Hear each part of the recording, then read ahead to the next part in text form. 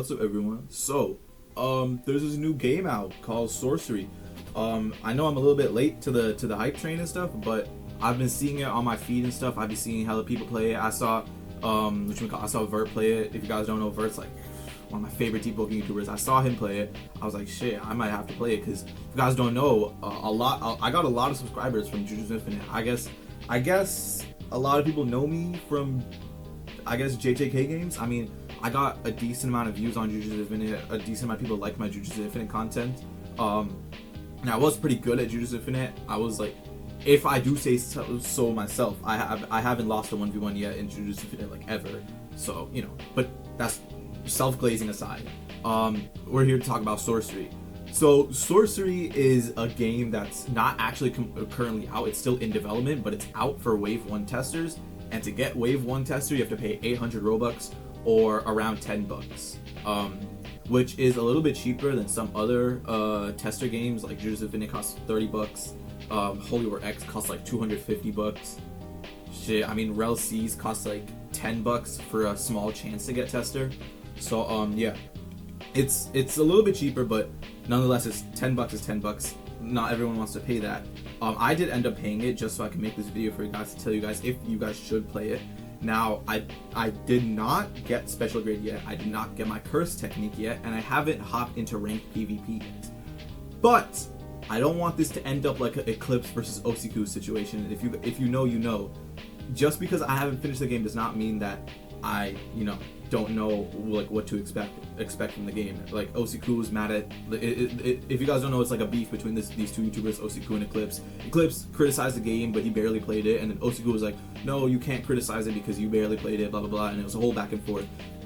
I don't agree with Osiku. If I don't like this game, that's my opinion, and I'm allowed to share my opinion on my channel.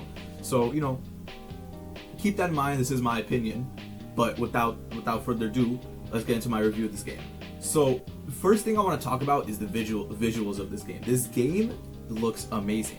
The way the screen shakes, the way the character moves, I don't really know how to... Their animations are very unique. I don't know how to explain it other than cartoony. Like, their animations are very cartoony or, like, goofy compared to other games. I really don't know how to explain it. I mean, you guys can see the background footage. I guess you guys could just see the background footage and see for yourself. But, like, the screen shake isn't very over the top in this game. I know a lot of games make it over the top, but this game's screen shake is like perfect. The scenery is nice. I do think the map could use a little bit more detail, a little bit more substance in the map. It's kind of just dead space everywhere. But in games in development. But yeah, that's what I think about the visuals of the game. VFX are, up to standard. Animations up to standard. Map, I guess I'd say a little bit below standard.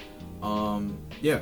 Now, for the actual content of the game, this is where I feel like the game kind of struggles. This game is, I don't mean to, bash any developers or anything, but this game is kind of very linearly progressed. Like, it has very linear progression. Literally, all you do is you choose if you want to become a sorcerer or a curse. If you've watched JJK, you know what a sorcerer and a curse is. A curse is like demons. Sorcerers are like people who kill the demons. I haven't watched JJK, but that's what I know, like, from my understanding. So you choose, and then if you're a sorcerer, you spawn at like some sorcerer place and you go kill people and you grade up, and then every time you grade up or level up, whatever, you get points. You put those points into certain stats, and then after you put a certain amount of points into a certain stat, you can unlock a certain attack for that stat. If you guys can see on the screen right now, I'm going into the, actually, I don't know I mean, I'm probably going to commentate actually, so you guys probably won't see on my screen. But, basically you just go and pick a stat to upgrade with your points, and then you get an attack for that stat. So it's pretty simple. Maybe there's an attack that requires 25 strength, maybe an attack that requires 10 agility. So yeah, it's pretty linear. You do get a little bit more XP for killing players, which I think is a little bit cool. It encourages PvP. But yeah, the one part of progression that I do enjoy for this game is getting your curse technique. I think the dream world aspect, like the dream world kind of concept thing, is very unique, and I think it's very cool. So if you guys don't know, if you've watched JJK, everybody has people have curse techniques. That's like their little like move set, whatever, like what they have, right? And you spawn in, like when you start your character, it tells you what curse technique you have, right? But when you spawn in, you don't have it. You have to unlock it. Basically, after you get a certain amount of XP or you reach a certain level, you like have a chance to spawn in the dream world every time you die or join a new server. You have a chance to spawn in the dream world. If you spawn in the dream world, you'll hear like whispers and stuff, and you have to follow the direction of where the whispers are coming from. You have to like go in the direction of where the whispers get louder and louder. So I think that's a pretty cool and unique way to get your thing. I do really appreciate that aspect of it, but other than that, I don't really like the progression of this game. Obviously, again, like always, this game is in development, but you know, if progression is something that you really care about, this game's progression is not very good. But yeah, now for the PvP of this game, I will say this game's PvP is, I don't mean to be rude, but very unbalanced. Very, very unbalanced.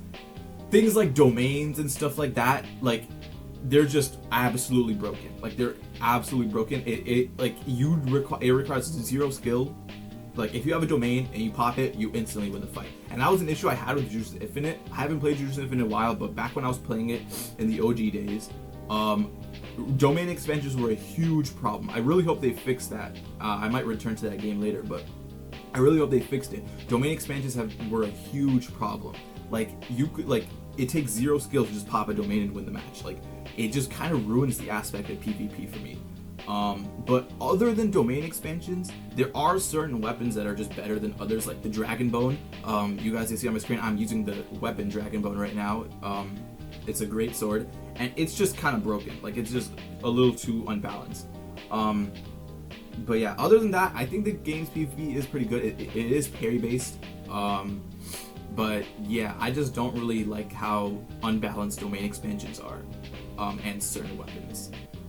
But yeah, I mean, that's all I gotta say about PvP. Now, one thing I really do not like about this game is the community. The community is full of weirdos and oddballs and gankers and all sorts of stuff. I don't know if you guys can see on my screen. I might put up a clip of me getting ganked, and if you guys like, I'm like spinning back on these people. You know, I have to get my spin back, and I do end up beating the dude. But it's just, the game is just full of gankers. It's like absurd. It's just like an unhealthy amount of gankers. And now I do know that like a lot of these people might have come from Type Soul and stuff like that, where like, you know, getting ganked is kind of like an issue, and like it's kind of scary. I mean, Type Soul and Deep Pokken, like if you get ganked in Deep Pokken, like you could wipe and stuff, and like that's why like people don't really try to gank much in Deep Pokken, right? But now they have access to a game where they can gank freely, and the person who gets ganked doesn't really lose much. So I guess that kind of encourages them to go around and gank people. But I just still don't like, especially how toxic the community is. Like, they might drop a chest, right? And you open the chest and there's literally nothing in it. If you open the chest before them, they'll gank you. Like, it's like, if you look at them weird, they'll gank you. Like, if you kill an enemy that they were killing, like if you go and help them kill an enemy, they'll gank you. Like, it's just, I don't know. But yeah, and then the developer, the developers, the owner of the game, I do think he has the good intentions. He did, there was a little bit of an issue with him stealing assets and stuff at the early stages of the game. My cousin has a friend who was a developer, and that friend got his assets stolen by the owner. I told my cousin to tell his friend to DM the owner to get some like compensation and get paid, because the owner did say that he did remove all the stolen assets from the game, and he will give compensation to whoever he stole assets from, which sways me in the direction of assuming that the owner has good intentions for the game. He's not a cash grab person or whatever.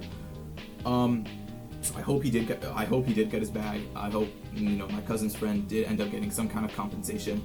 And whoever else got their assets stolen, I hope they did get some compensation. But yeah, I mean, that's all I really gotta say about this game. Now, my final decision on whether this game is worth it or not, honestly, I don't think so. Now listen.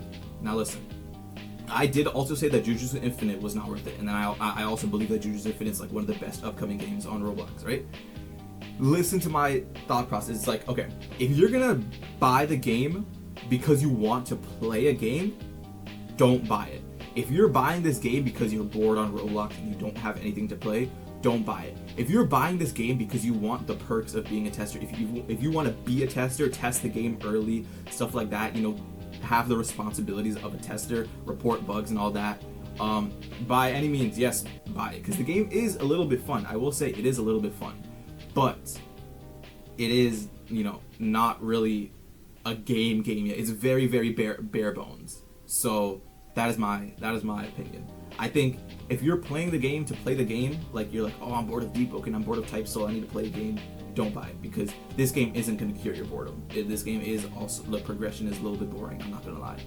But if you want a game to, you know, test, to be a part of the community, to be a bug reporter, be a tester, whatever, have some perks when the game does officially release, by all means buy it. I mean, yeah, I don't think it's a terrible purchase, but I don't think that it's a good purchase either if you're just trying to play a game. But yeah, that's really what I think about this whole game. Definitely let me know if you guys want to see some content on this game. I'm not gonna lie, I mean, I played this game for one day. I'm kind of nice at PvP, I'm not gonna lie. Like, I was cooking up some gankers like left and right. I don't know if I showed you guys in the video, but I did kill a couple gankers while recording. Yeah, I was kind of cooking up. Now don't mind me being a little bit toxic in the footage behind, like in the background footage. I guess the toxicity of the players kind of rubbed onto me and I became toxic.